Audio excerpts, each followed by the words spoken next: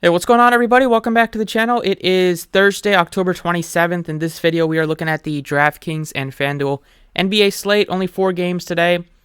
Finally had a good day of NBA yesterday. Cashed in tournaments and double-ups on Draftkings. 291.5. Fanduel cashed in double-ups and cash games there. Giannis was big. Josh Richardson, Lauri Markkanen, a lot of the guys I had in the video, talked about them, ended up coming through. So let's keep it going. Momentum is key in DFS, so stay hot, need it. So as always, if you enjoy the videos, appreciate the like button, subscribe if you haven't already. You can check out Twitter for updates, especially hopefully we get some more value. The slate's looking pretty ugly, and you can check out the website if you want to join us. Starting off with the point guard picks, Luka Doncic is 12K. There's not a ton of great pay-ups except for at the point guard position today. As you see, if you go to utility, you have 1, 2, 3, 4 of your top 5 price players are at the point guard spot only. Then you have Kevin Durant sandwiched in between Morant and Curry, but he's not been great for fantasy. He's been great as a player, but you have Simmons taking away rebounding and assists. Kyrie's doing his thing. So Durant's been scoring a lot, but he just hasn't been getting that many fantasy points. So you're not happy if you've been rostering Durant getting you like 45 to 50 fantasy points. And then even like you have Paul George sandwiched in there, and then you have a couple more expensive point guards. So it's definitely a position that you want to pay up for and then look to get to value elsewhere. That's what I'm thinking. I don't know if I'll get to Ja Morant at 10-2. He probably looks better to me than Luka, just for 1,800 less. That's pretty crazy. We're saying that Ja Morant gets a great matchup against the Kings. He's been balling out, looking for, he's in the race for MVP, I'd say, super early on, but he definitely hasn't missed a beat this year. I like those two top guys more than Steph Curry in a tough matchup against Miami. Not looking at Kyrie. I love SGA as well. He's been great whenever he steps up on the court. And without Josh Giddey, he's just getting more usage, more assist opportunities. And we all know he's a great overall player. He's racking up tons of fantasy points, can shoot pretty well, and will take a lot of shots. So he's the first guy I'm looking at to pay up for a point guard. Then I also like getting to maybe like a De'Aaron Fox here. You'll put him in at utility if you want. He's also been great for the Kings this year. Been a lot more aggressive. He's worked on some of his three-point shooting in the offseason. It's looked better. We'll see if he can continue that throughout the whole season. And we know he's still a great guy in terms of assisting. He's done a better job of rebounding this year with 5+ rebounds in all 3 games. And he's known as Swipe of the Fox, so he's going to be able to get you some steals as well. He has at least 1 steal in every game. So definitely a spot where I'm looking to get to 2, or if not 2, or at least 2 pay-ups at the position. Value-wise, looking at Jordan Poole at 59. Trey Mann possibly at 56. He looked good without Giddey, but still shot really well, and still, it's not a lock, but it still looks okay. I'd say Dinwiddie at 55 also looks pretty good as a guy that's going to play, if he's playing well, over 33, 34, 35 minutes. And below 5K, there's not a ton right now. That's why I'm looking to get to some pay-ups at the position. Over at shooting guard, you have Paul George at 94. They are still missing Kawhi Leonard, who's out for another game. So he said he's out for at least 2 games, and Paul George is coming off of an illness. So he's questionable. Hopefully he's able to play. If he is, then without Kawhi, you might want to consider getting to him at this price tag. It's just a really, really good matchup. Tyler Hero's price tag keeps going up, so he's getting tougher and tougher to play. I mean, I loved him when he was in the mid-6K range, but 69 last game and now 72. I'd rather get to Poole for 1,300 less. Rather even take a shot on like Klay Thompson, who was really bad last game, but maybe can bounce back. But that game isn't one that I'm super high on. I love the Memphis Kings game. That one should be super high scoring. The Dallas-Brooklyn game should be a good one for fantasy, and then obviously this Thunder one. So Miami Golden State's not one I have too much interest in. Value at shooting guard. Below 5K, you have Kevin Huerter starting and playing good minutes for the Kings. You have Malik Monk, who went off last game off the bench. I might have to look to a value with like Aaron Wiggins. There's not a lot of great options that are cheap on the slate right now.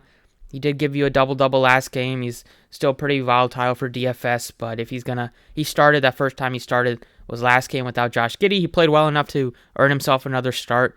So that gives you a little bit more confidence and some more minutes. And if he's still going to hopefully get you some rebounding opportunities and can score a little bit, and he did have 4 defensive stats last game. If he can continue that. It's not likely, but give you maybe 1 or 2 defensive stats. You'll be happy with that. Over at small forward, the pay-ups at this position are nowhere near as good as point guard. Not looking at Durant, not looking at Wiggins at almost 7K in that matchup. Simmons is broken. 5K, you have Dort. Yeah, he struggled last game. There's some better picks. I'm looking at Keegan Murray, who they already said he's going to get his first start of the season this year, and he's played well in the 2 games that he has played this year. Played 33 and 38 minutes last time out, which was good to see against Golden State. Played well in terms of shooting the ball. 6 of 14 and 7 of 10 in his first 2 games. Maybe he can do a little bit better job rebounding, but that'll come with time as he gets more used to the NBA speed and style, and the price tag is really affordable for a great matchup, and if he sees 38 minutes again, you'll be happy with that price tag. So I definitely like him more than Powell and Brooks and Dort. And below 5K, we have, like, Royce O'Neal has been playing big minutes for the Nets. He looks okay. You probably want to maybe look to, like, Caleb Martin just because there's, like, no value. So he could be one piece that you can look to from the Miami side in that game. And then below, in the 4K range, low 4K and below 4K, maybe Reggie Bullock. Hope that he can get hot from 3, but overall it's not a ton that's sticking out. Over at power forward, or pay-ups, once again, Durant's not really on my radar. Maybe Jimmy Butler at 86. You can probably look to get to Draymond at 57 in this game. He's been really good or really bad in the 4 games so far. So you're taking on a little bit of risk, but the price tag is definitely affordable enough to kind of warrant that. 4K range, Finney Smith is 45. He hasn't done much yet this year, but still playing big minutes. He's great for defensive purposes, and maybe some fantasy points will come with time. Over at center, your pay-up is Sabonis at 82. He was playing really well last game, but only saw 22 minutes. Wasn't really in foul trouble. Before that, he played 33 and 35, so not really worried about the lack of minutes last game, but he still was super productive. So he looks pretty solid. I like Zubats against this OKC team. He had 7 blocks last time out. He's pretty still affordable at 65 without Kawhi Leonard. Maybe can see a couple of extra minutes. It's been a little bit risky and frustrating with his minutes at times, but in this matchup, for a team that loves to drive and you can rack up those blocks, which will be big, I like him more than Claxton at 6K. You have Bam at 73. Maybe you can try to get to Bam, but no. Zubac's been outscoring Bam. He has 2 games over 45. Bam hasn't had any yet this year, and he's cheaper. Bam is probably safer for tournament or for cash games, but Zubac definitely gives you some GPP upside as well. 5K, you have Steven Adams at 54. He looks okay. He hasn't really done as well as you might have thought without Jaren Jackson there. It's been Aldama's kind of benefited and getting minutes and getting some production, so I don't even mind Aldama at 52. But with Brooks back, he took 13 shots last game, only made 2 of them. So that's it for DraftKings, what I'm looking at right now. Hopefully we get some news throughout the day. It's not a ton that looks that appealing. But that's it for DK. Let's go over to FanDuel. All right, on FanDuel, once again, Luka is your most expensive player. He's 12K. You have John Moran at 10.6, and you have SGA at 10.3. So a lot closer price gap between SGA and John Morant. So it's going to make it a little interesting. I still like getting to Fox at 88. I mean, he's super affordable. Gives you 50s, high 50s, even 60-point upside. So he's still going to be one of my preferred options on both sites. Value-wise, Jordan Poole, 63. Looking at possibly Trey Mann for another value. Or Kyle Lowry looks decent. Reggie Jackson struggled big time shooting last game. He's still really affordable at 45. Should still be somebody I have on my radar. If there is no Paul George, then he looks really, really good. Over at shooting guard, look to pay out for possibly like an SGA if you wanted to.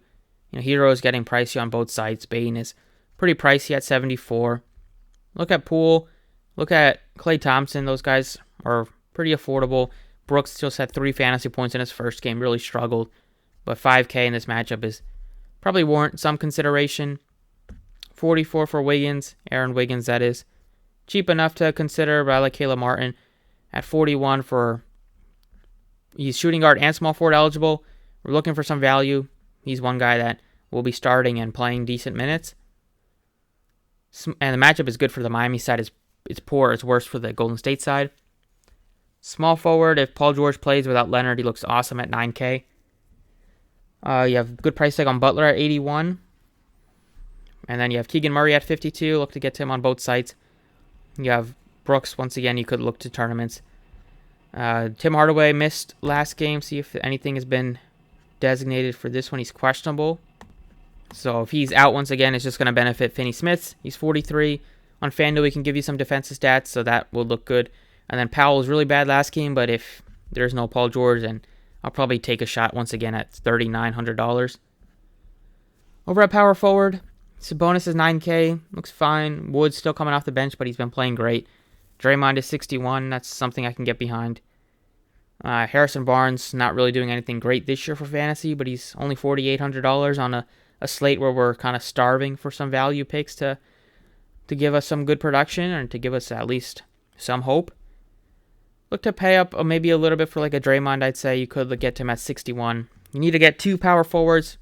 Lots of them are pretty ugly. So Draymond 61 for. Hopefully you can pray and keep your fingers crossed for an all-around stat line.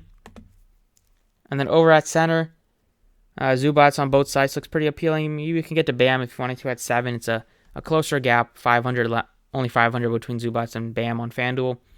But I still like Zubats given the matchup and given the fact that there's no Kawhi Leonard and possibly no Paul George today. You should benefit with some extra usage and should benefit with some more rebounding and hopefully get some extra minutes to rack up those blocks. That's what I got today on both sites. We'll see if I have time for an NFL video maybe in the afternoon once we get some news, because currently there's like 8 Ravens players that are questionable. It's tough to make some lineups with those until we get that news. But thanks for watching. Best of luck tonight, and I'll see you all next time.